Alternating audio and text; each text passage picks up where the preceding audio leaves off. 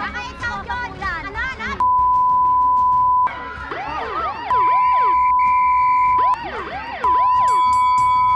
Ito Totoo talaga magkaaway. sismosa ka.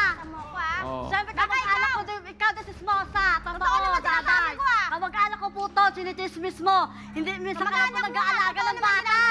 Ako nag-aalaga. Baka totoo. Ate Inday, totoo bang pabayang ina itong si Joy? Naman po. Okay, paano nyo nasabi? Kasi minsan po andito ako sa kanila. Kapitbahay ko po lang yan. Minsan nagsusugal pero sa akin ang iniiwan yung mga bata.